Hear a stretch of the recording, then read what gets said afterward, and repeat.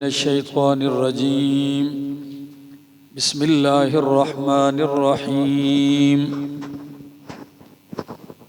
فمن أظلم ممن كذب على الله وكذب بالصدق إذ جاءه أليس في جهنم مثوى للكافرين۔ سورۃ زمر کا درس جاری تھا اور سورۃ زمر مضمون کے اعتبار سے اس کا موضوع اور اس کا دعویٰ کیا تھا؟ مشرکین کے شبہات کی تردید تھی، ٹھیک ہے نا جی؟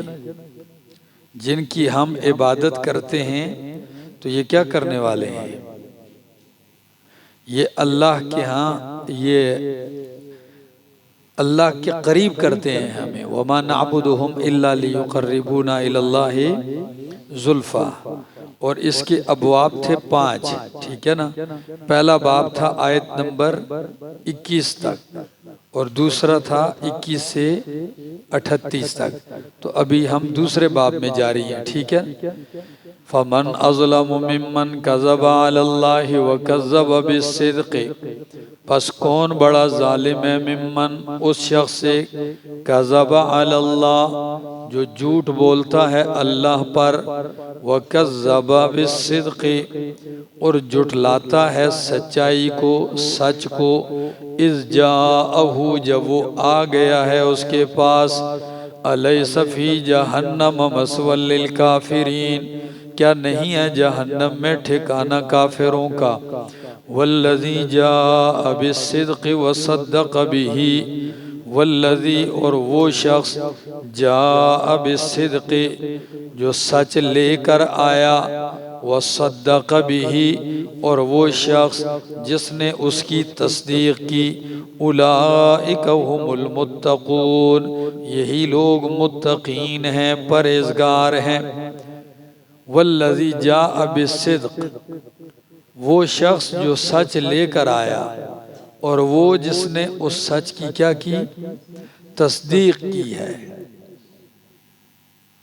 تو ایک توجیہ تو یہ ہے کہ جو سچ لے کر آیا، پیغمبر صلی اللہ علیہ وسلم توحید لے کر آئے ہیں، جو سب سے بڑا سچ ہے اور سب سے بڑا حق ہے، یا قرآن لے کے آئے، اور وہ صدق بھی، ہر وہ شخص امت کا مراد ہے جو اس کی کیا کر دے؟ تصدیق کر دے۔ مفسرین کرام کی بہت ساری تعداد ہے بڑی، جو کہتے ہیں یہ آیت کا مصداق ابو بکر صدیق رضی اللہ تعالی عنہ ہے کہ والذی جاء بالصدق، پیغمبر صلی اللہ علیہ وسلم ہے جو حق لے کر آئے ہیں، وصدق بھی، اور ابو بکر صدیق نے اس کی کیا کی ہے؟ تصدیق کی ہے، ٹھیک ہے نا؟ والذی جاء بالصدق وصدق بھی، وہ شخص جو سچ لے کے آیا اور جس نے تصدیق کی اس کی، اولئک هم المتقون، یہی لوگ ہیں پرہیزگار، متقی، لہم ما یشاءون عند ربہم، ان کے لیے وہ ہے جو وہ چاہیں گے، عند ربہم، ان کے رب کے ہاں، ذالک جزاء المحسنین، یہ بدلہ ہے نیکوں کا، لیکفر اللہ عنہم، تاکہ دور کر دے اللہ، عنہم، ان سے، اسوأ الذی، برے وہ اعمال، عملو، جو وہ کرتے تھے، ویجزیہم، اور بدلہ دے اللہ ان کو، اجرہم، دے ان کو اللہ، اجرہم، ان کا بدلہ، بِأَحْسَنِ الَّذِي كَانُوا يَعْمَلُونَ، اچھے بسبب ان اچھے اعمال کا جو وہ کرتے تھے۔ فرمایا یہی لوگ ہیں متقین، اور ان کا بدلہ اخروی کیا ہے؟ ان کے لیے وہ کچھ ہے جو وہ چاہیں گے ان کے رب کے ہاں، اور یہ بدلہ ہے نیک لوگوں کا، محسنین کا، لیکفر اللہ عنہم، تاکہ دور کر دے اللہ ان سے، اسوأ الذی، برے وہ اعمال، یعنی وہ اعمال جو برے ہیں اور ان کی سزائیں اور ان کی مصیبتیں ان سے اللہ دور کر دے اور ان کو بدلہ دے اللہ بسبب ان اچھے اعمال کا، ان کے اچھے اعمال کا جو وہ کرتے تھے۔ تو معنی کرتے ہیں وَيَجْزِيَهُمْ، اور دے اللہ ان کو اجرہم، ان کا بدلہ، بِأَحْسَنِ الَّذِي، بسبب ان اچھے اعمال کے، کانوا یعملون، جو وہ کرتے تھے۔ الیس اللہ بکاف عبدہ، کیا نہیں ہے اللہ کافی اپنے بندے کو، وَيُخَوِّفُونَكَ بِالَّذِينَ، اور ڈراتے ہیں یہ آپ کو، بالذین، ان لوگوں کے ساتھ، من دونہ، جو اللہ کے علاوہ ہیں، یعنی یہ غیر اللہ سے آپ کو کیا کرتے ہیں؟ ڈراتے ہیں۔ وَمَن يُضْلِلِ اللَّهُ فَمَا لَهُ مِنْ هَادٍ، اور جسے اللہ گمراہ کر دے تو نہیں ہے اس کے لیے کوئی راہ دکھانے والا۔ وَمَن يَهْدِ اللَّهُ فَمَا لَهُ مِن مُضِلٍّ، اور جسے اللہ گمراہ کر دے، جسے اللہ ہدایت دے دے تو نہیں ہے اسے کوئی گمراہ کرنے والا۔ الیس اللہ بعزیز ذی انتقام، کیا نہیں ہے اللہ زبردست، ذی انتقام، انتقام لینے والا۔ وَلَئِن سَأَلْتَهُم مَّنْ خَلَقَ السَّمَاوَاتِ وَالْأَرْضَ، تیسرا باب شروع ہوتا ہے یہاں سے، اس میں دلیل عقلی اعترافی نفی شرک فی التصرف پر تفریح ہوگی۔ فرمایا وَلَئِن سَأَلْتَهُم مَّنْ خَلَقَ السَّمَاوَاتِ وَالْأَرْضَ، اگر آپ ان سے پوچھیں کس نے پیدا کیا ہے آسمان و زمین کو، لَيَقُولُنَّ اللَّهُ، تو ضرور بضرور کہیں گے کہ اللہ نے پیدا کیا ہے۔ قل کہہ دیجئے افرأیتم ما تدعون من دون اللہ، کیا پس تم دیکھتے ہو، یا معنی کرو بتلاؤ مجھے، ما تدعون من دون اللہ، وہ جن کو تم پکارتے ہو، من دون اللہ، اللہ کے سوا، ان ارادنی اللہ بضر، اگر ارادہ کر دے اللہ میرے بارے میں، میرے متعلق، بضر، ضرر تکلیف کا، تو حل ہن کاشفات ضرہ، کیا ہیں وہ دور کرنے والے، ضرہ، اس کی تکلیف کو۔ بتلاؤ، سوالی انداز ہے، جن کو تم پوجتے ہو، اگر اللہ مجھے تکلیف ضرر دینے کا ارادہ کر لے تو کیا جن کو تم پکارتے ہو وہ دور کر سکتے ہیں اللہ کی دی ہوئی تکلیف؟ او ارادنی برحمت، یا ارادہ کر لے میرا رب مجھے رحمت دینے کا، حل ہن ممسکات رحمتی ہی، تو کیا ہیں ان میں سے کوئی روکنے والا، کیا یہ روکنے والے ہیں رحمتی ہی، اس کی رحمت کو؟ ظاہر بات ہے کہ یہ دونوں کام آپ کے معبود نہیں کر سکتے۔ رب رحمت دینے پہ آئے تو روک نہیں سکتے، رب تکلیف دینے پہ آئے تو اس کی تکلیف کو دور نہیں کر سکتے۔ تو جب یہ دو کام نہیں کر سکتے تو بھلا ان کا فائدہ کیا ہے؟ کس لیے آپ ان کو پکارتے ہیں؟ مقصد کیا ہے؟ یا انسان مضرت کو ٹالنے کے لیے پکارتا ہے تو یا نفع کو حاصل کرنے کے لیے، اور یہ دونوں ان میں مفقود ہیں، تو الہ اور معبود کس چیز کے ہو گئے؟ فرمایا قل حسبی اللہ، قل کہہ دیجئے کافی ہے اللہ، حسبی اللہ، مجھے کون کافی ہے؟ اللہ، میرے لیے اللہ کافی، علیہ یتوکل المتوکلون، اسی پر اسی پر بھروسہ کرتے ہیں المتوکلون، بھروسہ کرنے والے۔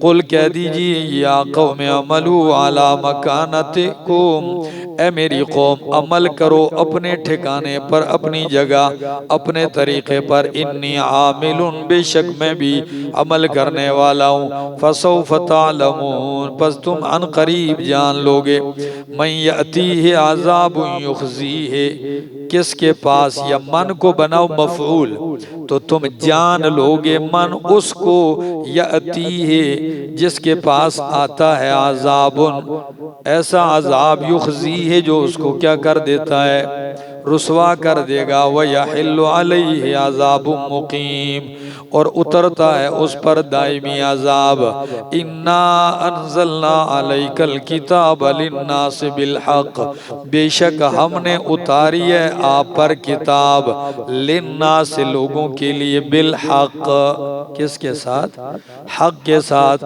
حق کے اظہار کے لیے فَمَنِ اهْتَدَى فَلِنَفْسِهِ پس جس نے ہدایت پائی فَلِنَفْسِهِ تو اپنے بھلے کے لیے وَمَنْ ضَلَّ اور جو گمراہ ہوا فَإِنَّمَا يَضِلُّ عَلَيْهَا پس بے شک وہ گمراہ ہوا علیہا اس نفس پر یعنی اس کی گمراہی کا وبال بھی اسی کے لیے ہے وَمَا أَنْتَ عَلَيْهِمْ بِوَكِيلٍ اور نہیں ہے تو کوئی کارساز ان پر میرا پیغمبر اللہ یتوفی الانفس حین موتها والتي لم تمت في منامها فيمسك التي قضى عليها الموت ويرسل الأخرى إلى أجل مسمى إن في ذلك لآيات لقوم يتفكرون اللہ یتوفی الانفس اللہ کھینچ لیتا ہے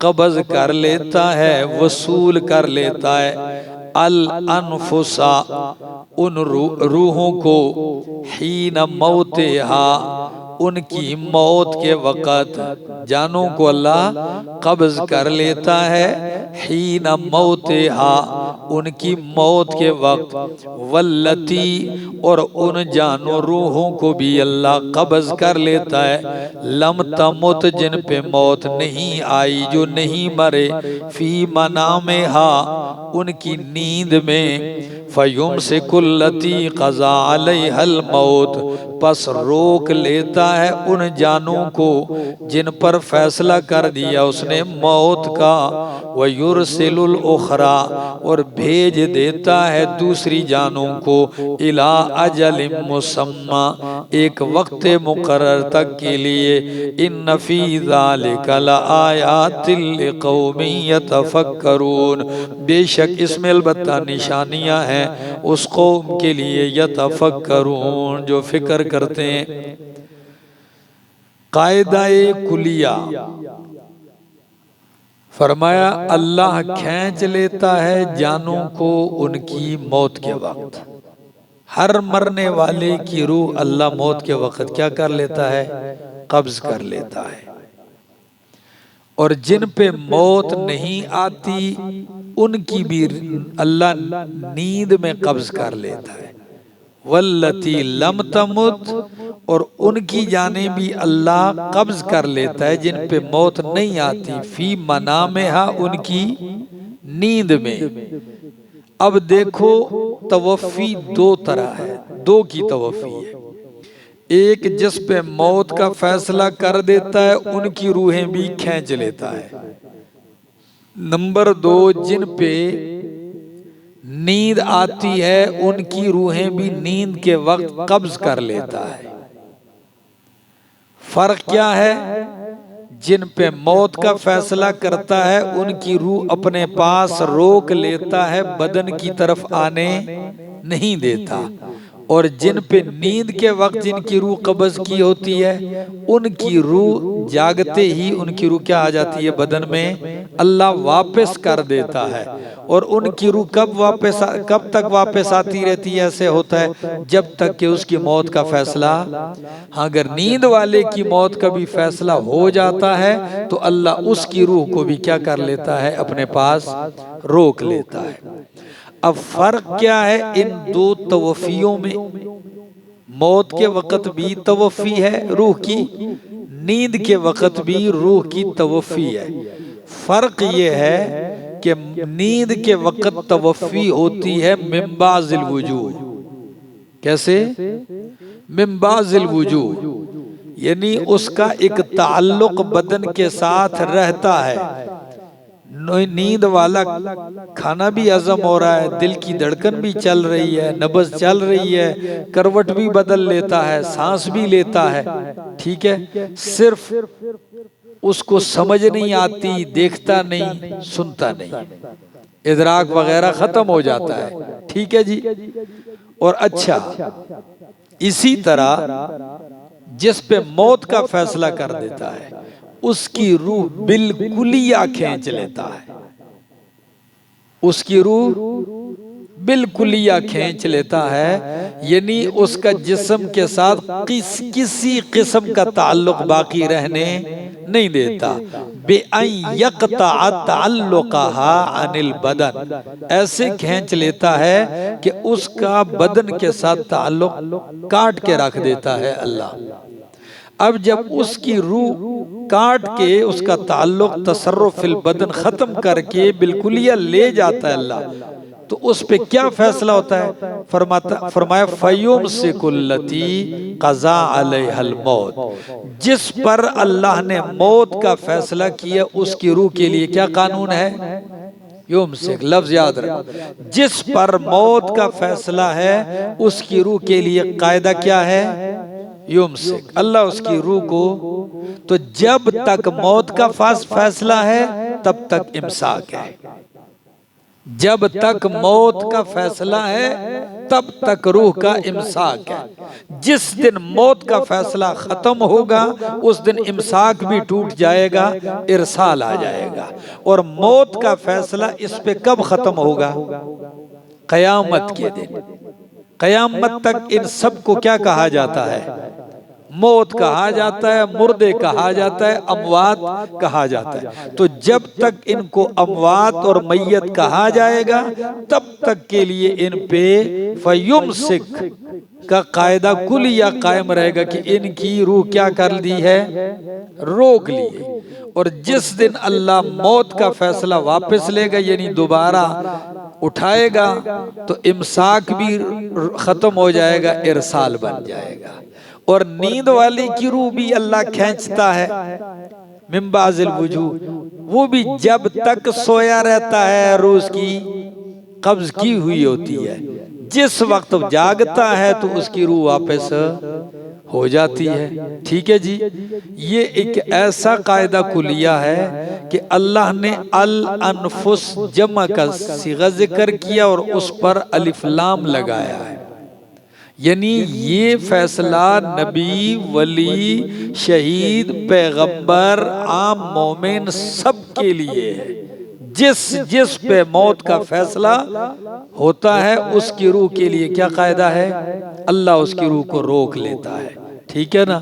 اب جس پہ میت کا اطلاق ہوگا اس کے لیے کون سا قاعدہ چلے گا؟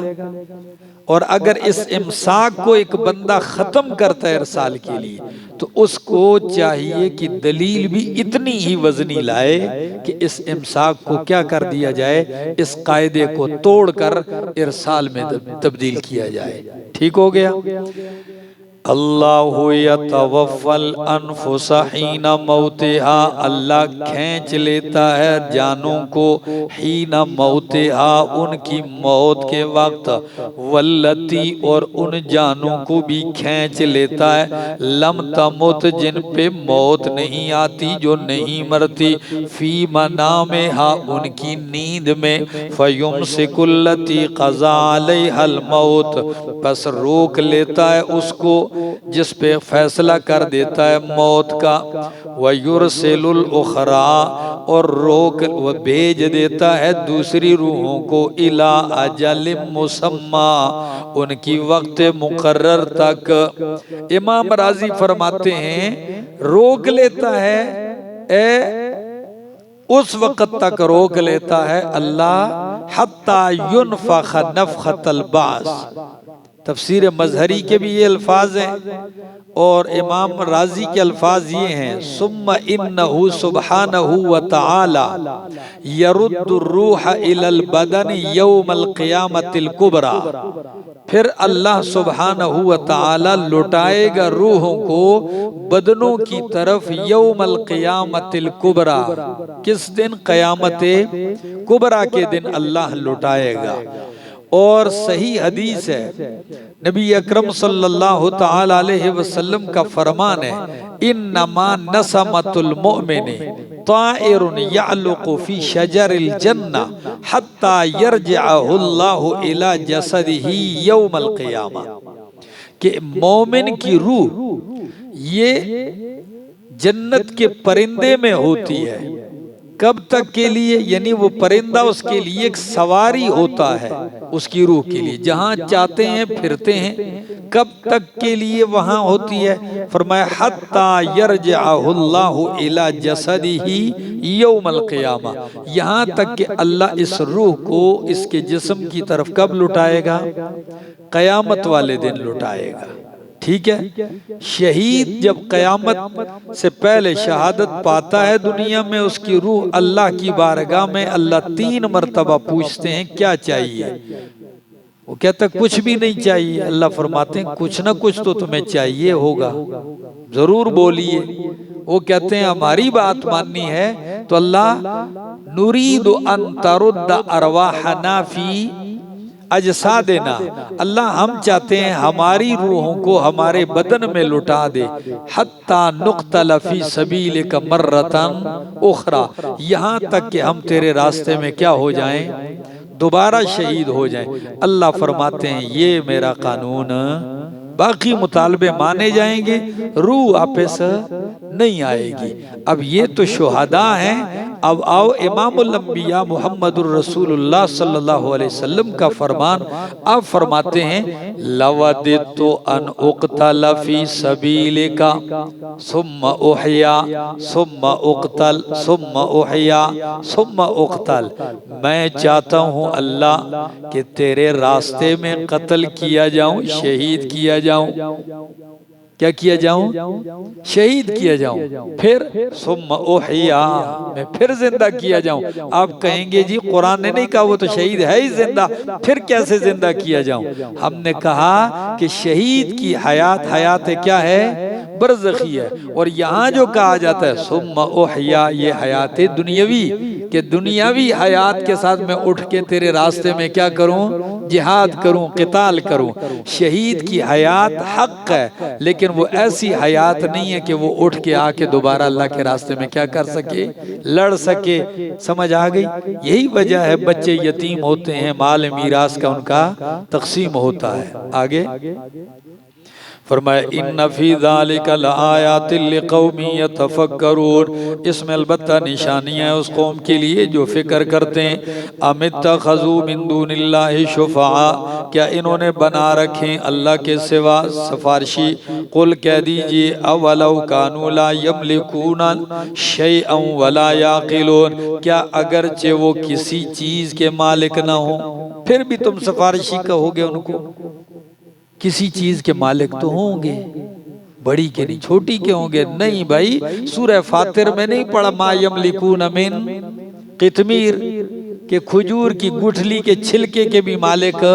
تو فرمایا اولو کانوا لا یملکون شیئا، کہ اگرچہ نہ ہوں وہ کسی چیز کے مالک، تو جب کسی چیز کے مالک نہیں ہے تو شفاعت کے بھی مالک نہیں ہے۔ آگے وَلَا يَعْقِلُونَ، اور نہ ہی وہ عقل رکھتے ہوں۔ قُلِ اللَّهِ، کہہ دیجئے کہ لِلَّهِ الشَّفَاعَةُ، قُلْ لِلَّهِ الشَّفَاعَةُ جَمِيعًا، کہہ دیجئے کہ اللہ ہی کے لیے ہے شفاعت ساری۔ تو اللہ بھی شفاعت کرتے ہیں کیا؟ کہ شفاعت ساری اللہ کے لیے، یعنی شفاعت دینے کا حق اور اختیار اللہ ہی کا ہے، ایک معنی۔ یا دوسرا معنی کہ شفاعت کا مقصد ہوتا ہے کہ کسی کے کہنے سے کسی کو معاف کر دینا، خلاص جان چھوٹ جائے۔ تو فرمایا للہ الشفاعت جمیعا، سب کی خلاصی کا اختیار کس کے پاس ہے؟ ہاں، جس کو چاہے اللہ چھوڑ دے، کون پوچھ سکتا ہے؟ آگے فرمایا لہو ملک السماوات والارض، اسی کے لیے ہے بادشاہت، سلطنت آسمان و زمین کی۔ ثم الیہ ترجعون، پھر تم اسی کی طرف لٹائے جاؤ گے۔ وَإِذَا ذُكِرَ اللَّهُ وَحْدَهُ، اور جب ذکر کیا جاتا ہے، یاد کیا جاتا ہے اللہ اکیلے کو، اللہ اکیلے کو ذکر اللہ اکیلے کا کیا جاتا ہے تو اشمئزت قلوب الذین لا یؤمنون، نفرت کرتے ہیں ان کے دل ان لوگوں کے جو ایمان نہیں لائے آخرت پر۔ اذا ذکر اللہ ہو، جب ذکر کیا جاتا ہے اللہ اکیلے کا تو اشمئزت کا ایک معنی ہے نفرت۔ ابن کثیر قرطبی نفرت کرنے لگتے ہیں ان کے دل، اور اشمئزت کا دوسرا معنی ہوتا ہے سکڑ جانا، منقبض، ٹھیک ہے، ہاں ان کے دل سکڑ جاتے ہیں تکلیف کی وجہ سے، جس طرح گھٹن نہیں محسوس ہوتی ایک بندے کو، ٹھیک ہے۔ اور تیسرا معنی فرمایا کہ اشمئزت انکرت، ان کے دل کیا کرنے لگتے ہیں؟ انکار کرنے لگتے ہیں، ٹھیک ہے۔ تو معنی کرو آیت کا، وَإِذَا ذُكِرَ اللَّهُ وَحْدَهُ، اور جب ذکر کیا جاتا ہے اللہ اکیلے کا، یعنی اللہ وحدہ لا شریک کا، اس کی توحید کا ذکر ہوتا ہے تو اشمئزت قلوب الذین، نفرت کرتے ہیں دل ان لوگوں کے جو ایمان نہیں لاتے اللہ بالآخرت، آخرت پر۔ وَإِذَا ذُكِرَ الَّذِينَ مِن دُونِهِ، اور جب ذکر کیا جاتا ہے تذکرے کیے جاتے ہیں ان لوگوں کے جو اللہ کے سوا ہیں، یعنی ان کے باطل معبودوں کے، تو اذا ہم یستبشرون، یکا یک یہ سارے خوش ہونے لگتے ہیں۔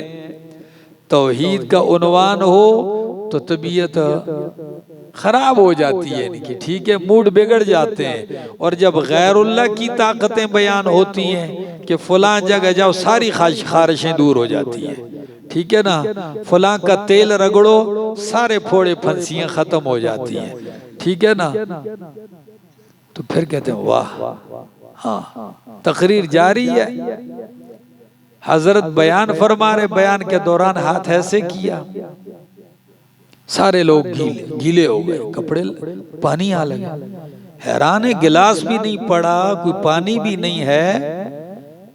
حضرت صاحب تقریر تو بڑی اچھی، یہ کوئی کرشمہ دکھایا، یہ کیا تھا؟ بھائی چھوڑو یہ آپ کی سمجھ سے باہر ہے۔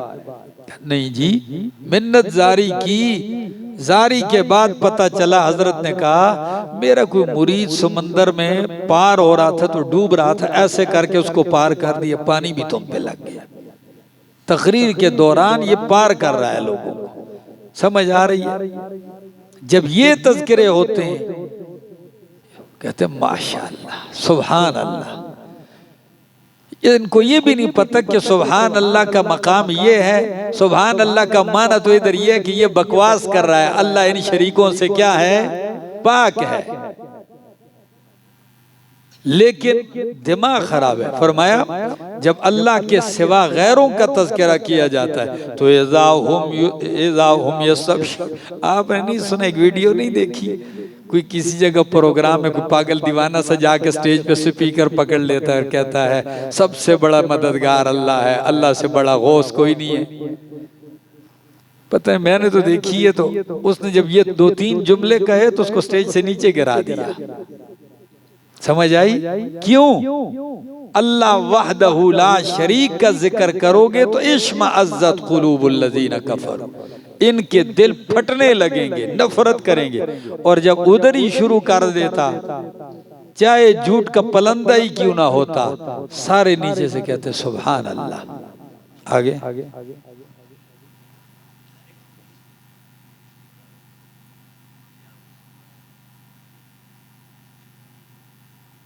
اچھا فرمایا اذا ذکر اللہ وحدہ اشمئزت قلوب الذین لا یؤمنون بالآخرہ واذا ذکر الذین من دونہ، اور جب ذکر کیا جاتا ہے ان کا جو اللہ کے سوائے، اذا ہم یستبشرون تو اچانک خوش ہونے لگتے ہیں۔ قل اللہم فاطر السماوات والارض، قل کہہ دیجئے اے اللہ فاطر السماوات والارض، چوتھا باب شروع ہوتا ہے، اس میں دلیل وحی ہے اور تخویف و زجر ہیں، آیت نمبر 63 تک جائے گا۔ فرمایا قل اللہم فاطر السماوات والارض، کہہ دیجئے اے اللہ پیدا کرنے والے آسمان و زمین کو، عالم الغیب، اے غیب کو جاننے والے اللہ، والشہادت اور ظاہر کو جاننے والے، انت تحکم بین عبادک، تو ہی فیصلہ کرے گا اپنے بندوں کے درمیان، فیما کانوا فیہ یختلفون، ان باتوں میں جن میں وہ اختلاف کرتے تھے۔ وَلَوْ أَنَّ لِلَّذِينَ ظَلَمُوا مَا فِي الْأَرْضِ جَمِيعًا، اگر ہو ان لوگوں کے لیے جنہوں نے ظلم کیا ہے، یعنی شرک کیا ہے، ما فی الارض جمیعا، جو کچھ زمین میں ہے سارے کا سارا، ومثلہ معہ، اور اس کے مثل اور بھی اس کے ساتھ، تو لفتدوا بہ، تو وہ فدیے میں دیں گے اس کو، بہ اس کے بدلے میں، کس کے بدلے؟ من سوء العذاب، برے عذاب سے، کس عذاب سے؟ برے عذاب سے، یوم القیامت، قیامت والے دن۔ فرمایا اگر مشرک کے لیے دنیا کے سارے خزانے، دنیا کے سارے پیسے ہو، اور وَمِثْلَهُ مَعَهُ، اور اس جتنا اور بھی ہو، تو وہ فدیے میں دے گا، اپنے بدلے میں دے گا، اور کیا کرے گا؟ اپنے آپ کو چھڑائے گا۔ یہ کس چیز کے بدلے میں دے گا؟ من سوء العذاب یوم القیامہ، برے عذاب سے قیامت والے دن۔ وَبَدَا لَهُمْ، اتنا پہلے تو ہوگا ہی نہیں کسی کے پاس، اگر ہو تو قبول بھی نہیں کیا جائے گا۔ آگے وَبَدَا لَهُم مِّنَ اللَّهِ مَا لَمْ يَكُونُوا يَحْتَسِبُونَ، اور ظاہر ہو جائیں گے ان کے لیے، ظاہر ہو جائے گا ان کے لیے اللہ کی طرف سے، ماں وہ عذاب، لم يَكُونُوا يَحْتَسِبُونَهُ، جس کو وہ گمان بھی نہیں کرتے تھے، یعنی ان کے تو وہم و گمان میں بھی نہیں تھا کہ اس طرح مریں گے، جئیں گے، سزا ہوگی، کیونکہ یہ مانتے ہی نہیں تھے۔ سمجھ آ گئی؟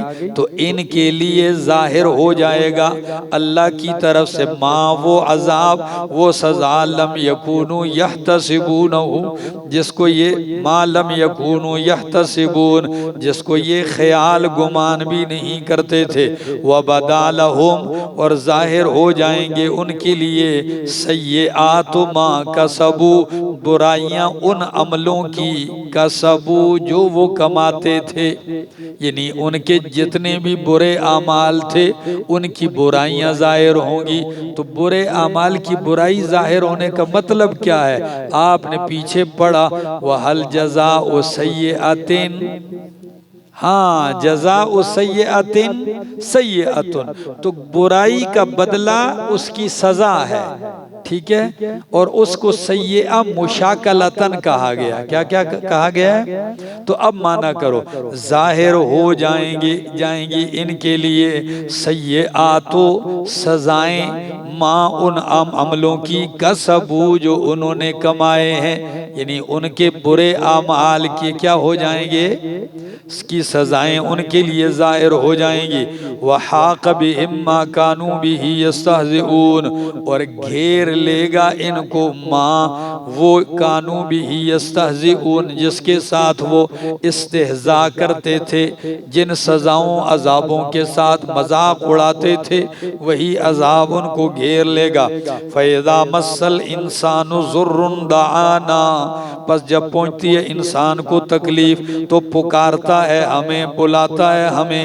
ثُمَّ إِذَا خَوَّلْنَاهُ، پھر جب ہم عطا کر دیتے ہیں اس کو نعمتاً، نعمت، منا اپنی طرف سے، قالا، تو کہتا ہے انما اوتیتہ علی علم، بے شک میں دیا گیا ہوں یہ نعمت اپنے علم کی وجہ سے، بسبب کس کے؟ علی سببیہ ہے، یعنی بسبب علم کے، یہ تو میرا اپنا علم تھا، میرے اندر یہ کمالات تھے، یہ تو مجھے اس کی وجہ سے مل رہا ہے۔ فرمایا نہیں، بل ہی فتنۃ، بلکہ یہ کیا ہے ان کے لیے؟ امتحان ہے، آزمائش ہے، وَلَٰكِنَّ أَكْثَرَهُمْ لَا يَعْلَمُونَ، لیکن اکثر ان کے نہیں جانتے۔ اور یہ جملہ جس طرح موجودہ کافروں کی حالت ہے، یہ پہلے بھی کہا گیا ہے، مکے کے مشرکوں کا بھی یہ حال اور پہلے بھی کہا گیا، اور ان پہلوں میں نمایاں قارون تھا۔ گزرا تھا کہ نہیں اس کے متعلق؟ سورہ قصص آیت 78 فرمایا قد قالہا، تحقیق کہا ہے یہ جملہ الذین، ان لوگوں نے من قبلہم جو ان سے پہلے گزرے ہیں، فما اغنا عنہم ما کانوا یکسبون، بس نہیں فائدہ دیا ان کو ما اس نے کانوا یکسبون جو وہ کماتے تھے، ان کی کمائیوں نے، مالوں نے ان کو کوئی فائدہ نہیں دیا۔ فَأَصَابَهُمْ سَيِّئَاتُ مَا كَسَبُوا، پس پہنچی ان کو، فَأَصَابَهُمْ پس پہنچی ان کو برائیاں، سیئات برائیاں، ٹھیک ہے نا، یا ان برائیاں یا سزائیں، ماں ان عملوں کی کسبو جو انہوں نے کمائے ہیں، پہنچی ان کو سزائیں ماں ان اعمال کی کسبو جو انہوں نے کمائے، والذین ظلموا، اور وہ لوگ جنہوں نے ظلم کیا، من ہؤلاء ان لوگوں میں سے، سیصیبہم تو ان قریب ان کو بھی پہنچیں گی سزائیں ان اعمال کی کسبو جو انہوں نے کمائے ہیں۔ جو جملہ انہوں نے کہا یہ جملہ پہلوں نے کہا، تو پہلے کو سزائیں پہنچی ان کے برے اعمال کی، تو ان کو بھی سزائیں پہنچیں گی ان کے برے اعمال کی۔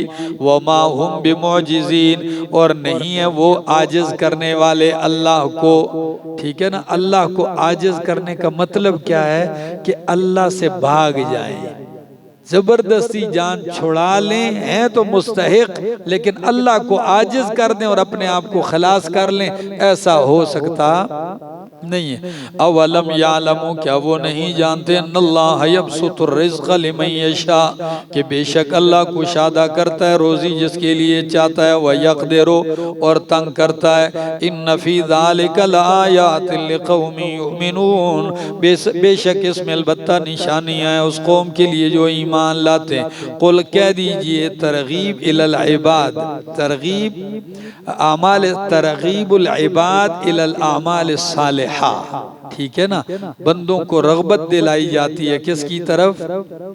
اعمال صالحہ اور توبہ کی طرف، سمجھ آگئی؟ فرمایا قل یا عبادی الذین اسرفوا علی انفسہم، کہہ دیجئے اے میرے بندو، یعنی یہ اعلان میری طرف سے ہے، سمجھ آگئی؟ ہاں، ایک جگہ پڑھ رہا تھا کہ کہتے جی بندے امتی نبی کے بندے ہیں، کہا جی کدھر لکھا ہے؟ کہتے قرآن کہتے تم سارے قل کہہ دیجئے یا عبادی، اے میرے بندو۔ تو اب نبی امتیوں کو کیا کہہ رہے ہیں؟ اے میرے بندو۔ میں نے کہا اصل پتہ نہیں خدا جانے کیا پردے پڑے ہوئے تھے ان کے دماغوں پر، ٹھیک ہے نا۔ یہاں جملہ اللہ اعلان کروانا چاہتے ہیں، یہ بات کروا کون رہا ہے؟ اللہ کروا رہا ہے، ٹھیک ہے نا، اور اپنے بارے میں کروا رہا ہے، تو اب یہ اعلان اللہ کا ہے، ٹھیک ہے۔ ہاں، اعلان الہی بزبان مصطفیٰ، تو مانا کرو قل کہہ دیجئے یا عبادی الذین اسرفوا علی انفسہم، اے میرے وہ بندو جنہوں نے زیادتیاں کی ہیں، علی انفسہم اپنی جانوں پر، گناہ کر کر کے اپنے اوپر ظلم کیا ہے، زیادتیاں کی ہیں، لا تقنطوا من رحمت اللہ، نا امید نہ ہو اللہ کی رحمت سے۔ یہ اللہ کہہ رہا ہے کہ نہیں کہہ رہا؟ کتنی پر امید آیت ہے۔ عبداللہ ابن مسعود رضی اللہ تعالیٰ نے سوال کے جواب میں یہی کہا تھا نا، کہ سائل نے کہا ایو آیت ارجا فی القرآن، کہ قرآن میں سب سے زیادہ امید دلانے والی آیت کون سی ہے؟ فرمایا لا تقنطوا من رحمت اللہ، اللہ کی رحمت سے نا امید نہ ہو۔ یہ بندے کو امید دلاتی ہے، چاہے 70 سال گزار چکے ہو، 80 سال گزار چکے ہو، 100 سال عمر ہو چکی ہے، ٹھیک ہے نا، بس سکرات الموت سے پہلے کیا کر لو؟ ٹھیک ہے نا. لیکن یہ مطلب نہیں سمجھنا چاہیے کہ بندے کو سکرات سے پہلے کا انتظار رہے، اس لیے کہ اس کا وقت معلوم. ہاں کب مرتا ہوں موقع ملتا ہے یا نہیں، جو موقع مل رہا ہے اس کو گوانا نہیں چاہیے. توبہ کی امید پر گناہ کرتے رہنا یہ دانشمندی نہیں ہے، یہ شیطان کا ایک جال ہے، بڑا حرامی ہے شیطان. ٹھیک ہے نا. وہ ایسے ایسے جال بچھاتا ہے کہ عالم کو عالمانہ جالوں میں پھنساتا ہے. ٹھیک ہے نا. متقی کو تقوی کے وہ جال اس کے سامنے رکھ دیتا ہے کہ وہ سمجھتا ہے کہ میں تقوی کے کئی اعلیٰ درجوں پہ فائز ہوں. ٹھیک ہے نا. ہاں اور جو مجاہدہ نفس کرتا ہے ہاں تو گندگی اٹھا کے اس کی جیب میں رکھ دی ہے. ٹھیک ہے نا. سارا دن گندگی پاخانہ لیے جیب میں جا رہا ہے. کسی نے کہا کیا کر رہا ہے؟ بھئی آپ کو کیا پتہ ہے میں افضل جہاد کر رہا ہوں. افضل جہاد کون سا؟ جی نفس خوشبو سونگنے کو کرتا ہے نا، دل کرتا ہے تو میں نفس کے خلاف اس کو سونگنے لگتا ہوں. بھائی اب اس کے چال ہیں تو توبہ کی امیدوں پر گناہ کرتے رہنا. بوڑھا ہو جاؤں گا کروں گا، کیا بوڑھے ہونے کی کوئی گارنٹی ہے؟ یہ کیا معلوم ہے آپ کو؟ آگے جاؤ. فرمایا لا تقنطوا من رحمت اللہ، نا امید نہ ہو اللہ کی رحمت سے. ان اللہ یغفر الذنوب جميعا، بے شک اللہ بخش دے گا الذنوب گناہوں کو، جميعا سارے کے سارے گناہوں کو اللہ بخش دے گا.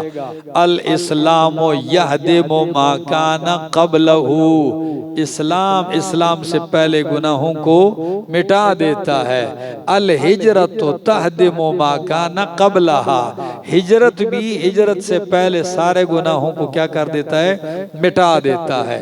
اور توبہ بھی توبہ سے پہلے سارے گناہوں کو مٹا دیتا ہے. لیکن یہ بات ضرور ہے کہ لوگوں کے حق مارے ہیں تو حقداروں کا حق واپس کر کے ہی آپ کی جان چھوٹے گی. سمجھ آ گئی؟ حقداروں کا حق واپس کر کے جان چھوٹے گی. ہاں یا وہ صاحب حق آپ کو معاف کر دے، یا آپ حق دے دیں یا وہ آپ کو کیا کر دے؟ معاف کر دے. ٹھیک ہے نا. تو یہ بھی ممکن ہے جب اللہ آپ کو بخشنے پہ آ جائے تو اس کے دل میں کیا کر دے؟ ڈال دے اور وہ آپ کو معاف کر دے. ٹھیک ہے نا. تو آیت کے عموم کو توڑنے کی ضرورت نہیں ہے. ٹھیک ہے. فرمایا انہو هو الغفور الرحیم، بے شک وہ بخشنے والا الرحیم مہربان ہے.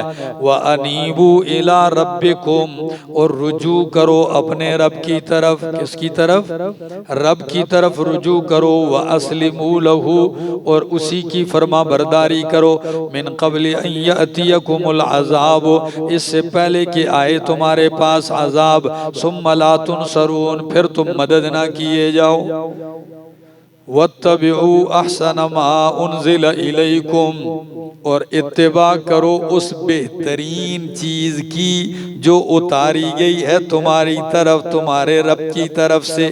اور وہ بہترین چیز کیا ہے؟ اللہ کا قرآن ہے. فرمایا وَاتَّبِعُوا، اتباع کرو. تو میں نے احسنہ کا معنی چیز کر دیا، ماں کا اصل معنی یوں کرو وَاتَّبِعُوا، اور پیروی کرو احسنہ اس بہترین بات کی انزل الیکم جو تمہاری طرف نازل کی گئی ہے، اتاری گئی ہے. من ربکم، تمہارے رب کی طرف سے.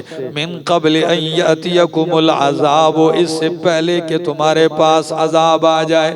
یعنی جیتے جی تو اس کی پیروی کی نہیں، مرنے کے بعد اس کی میت آگے آگے اور قرآن اس کے پیچھے لے کے جا رہے. جس طرح زندگی میں قرآن اس کے پیچھے تھا، یہ بھاگ رہا تھا، مرنے کے بعد بھی وہ مردہ آگے اور قرآن اس کے پیچھے ہے. ٹھیک ہے نا. ہاں تو اب کیا فائدہ؟ سارے قبرستان کو آیت الکرسی ہے، سورہ اخلاص ہے، سورہ فلق ہے، سورہ ناس ہے، آمن الرسول لکھا ہوا ہے. اب سمجھنے کی بات ہے، ان سے پوچھا جائے کہ یہ مردے اٹھ کے تلاوت کرتے ہیں، یہ جو تم نے کتبوں پہ لکھے ہوئے ہیں، یا ادھر آ کے کوئی جنات، حیوانات، بکریاں، بھیڑ بکریاں اور یہ کیڑے مکوڑے تلاوت کرتے ہیں ان آیتوں کی؟ یا تم نے توہین کے لیے لکھی؟ کس مقصد کے لیے لکھی؟ اگر عزت کے لیے لکھی ہیں تو یہ تو قرآن کی عزت نہیں ہے۔ مسلمانوں کی حالت تباہ و برباد ہو جائے۔ بیمار باپ کا پوچھے گا بھی نہیں، باپ بیمار ہے پوچھے گا بھی نہیں کہ ابو بیمار ہے، ٹھیک ہے نا، اور مر جائے گا اس کی قبر پہ آدھا قرآن لکھ دے گا۔ جیتے باپ کی دوائی کے لیے 1 روپیہ جیب سے لگانا موت پڑے گا، مر جائے گا لوگوں کو دکھلانے کے لیے 1.5-2 لاکھ روپے اس کی قبر پہ لگائے گا۔ زندہ باپ کے لیے کھانے کا اچھا انتظام نہیں کرے گا، مر جائے گا پورے محلے کے مولویوں کے لیے جو ہے بس بریانیوں کی دیگیں پکائے گا۔ کس ڈگر پہ چلے ہیں؟ کیا کہنا چاہتے ہیں؟ ایصال ثواب کا یہ طریقہ ہے۔ اگر ایصال ثواب آپ کہتے ہیں ثابت ہے، ہم قائل ہیں اس کے، تو پھر جس طرح ثابت ہے، جس ہستی سے ثابت ہے اسی کے طریقے پہ کرو نا۔ کیا خیال ہے؟ جس پیغمبر سے، جس قرآن سے ایصال ثواب ثابت ہے تو طریقہ بھی وہی اپناؤ۔ یہ کیا کاروبار شروع کر رکھا ہے؟ ہر قبر کے ارد گرد کوئی 70-80 طالب علم بٹھائے ہوئے ہیں، 10-15 بٹھائے ہوئے ہیں، اور وہ خود مرنے والے کا بیٹا بھی کوئی پتہ نہیں کدھر ہے، سب اپنے کاموں میں لگے، یہ بیچارے لگے ادھر یعلمون تعلمون شروع ہے کام ادھر، ٹھیک ہے نا۔ آخر میں کھانا پینا کھا کے اور اٹھتے ہوئے کہتے ہیں اللہ میرے باپ کو بخش دینا، اس کو پاوے نہ بخش۔ آگے کھاتے ہیں ان سے چلے جاتے ہیں گھروں۔ یہ کون سا طریقہ ہے؟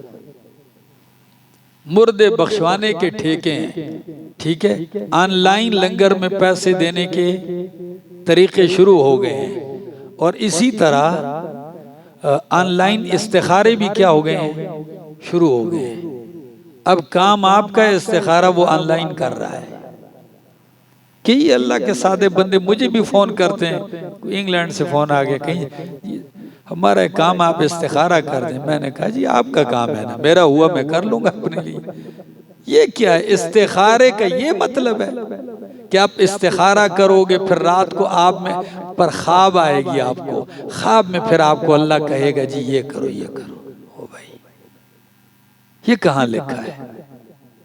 اگر آپ دین کو سمجھنا چاہتے ہیں تو آدھا نہیں پورا سمجھو۔ کیا پورا سمجھو نا، کہ استخارہ کا طریقہ بتایا ہے، پیغمبر سے منقول ہے، طریقہ بھی بتایا ہے۔ وہاں کیا لکھا ہے حدیث میں، پیغمبر کے ارشادات میں، کہ تو استخارہ کر کے سو جایا کر، رات کو کیا آ جائے گی؟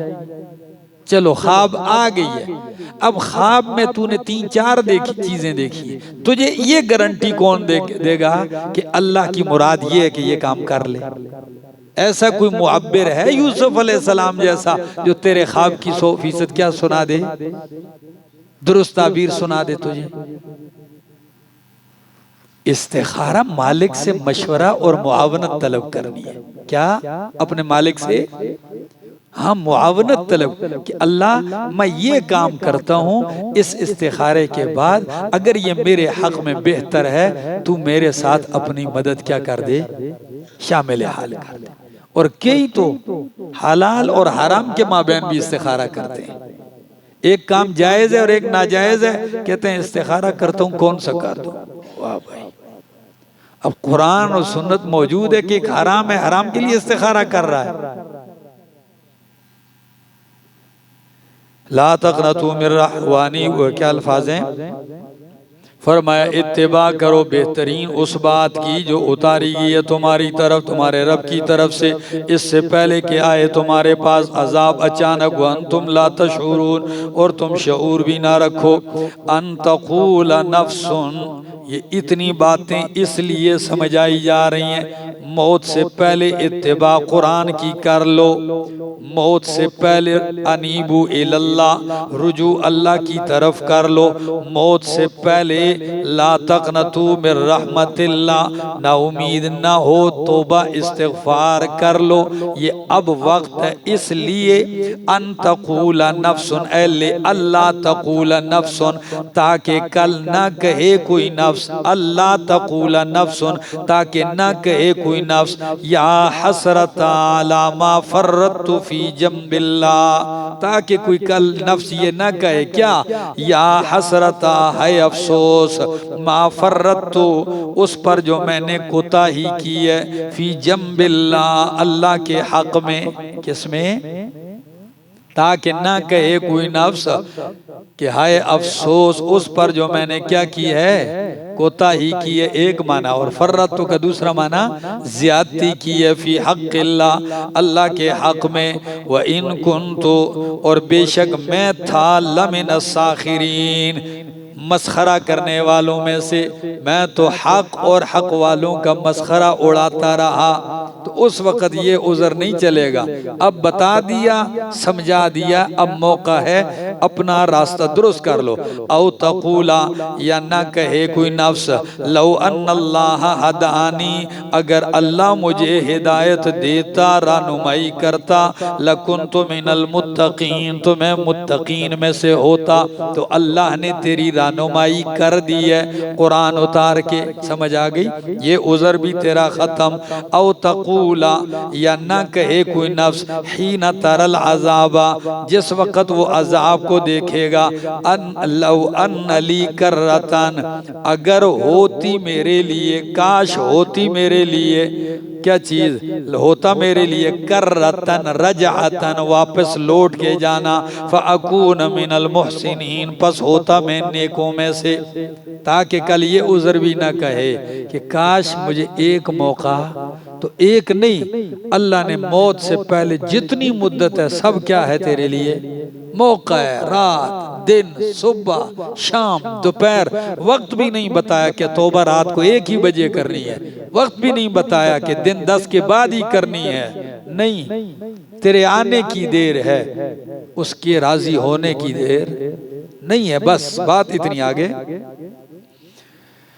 بلا قد جاءتکم آیاتی اس کو لگاؤ یہ پیچھے کے ساتھ نا کہ کاش ہوتا میرے لیے دنیا میں جانا تو میں کیا کرتا، میں فاکون من المحسنین تو میں نیکوں میں اسے ہوتا۔ فرمایا بلا کیوں نہیں، جاءت کا آیاتی تیرے پاس میری آیتیں آئی تھیں، تیرے پاس میری آیتیں، تو کہتا کاش اگر میرے پاس بھی اللہ بھی میری رہنمائی کرتا تو میں متقین سے ہوتا، تو تیری رہنمائی کے لیے کیا چیز آئی تھی، آیتیں آئی تھی، فَكَذَّبْتَ بِهَا پس تو نے جھٹلایا ان کو، وَاسْتَكْبَرْتَ اور تو نے تکبر کیا، وَكُنْتَ مِنَ الْكَافِرِينَ اور تھا تو کافروں میں سے، انکار کرنے والوں میں سے۔ وَيَوْمَ الْقِيَامَةِ تَرَى الَّذِينَ كَذَبُوا عَلَى اللَّهِ فرمایا وَيَوْمَ الْقِيَامَةِ اور قیامت والے دن، تَرَى الَّذِينَ تو دیکھے گا ان لوگوں کو، كَذَبُوا عَلَى اللَّهِ جنہوں نے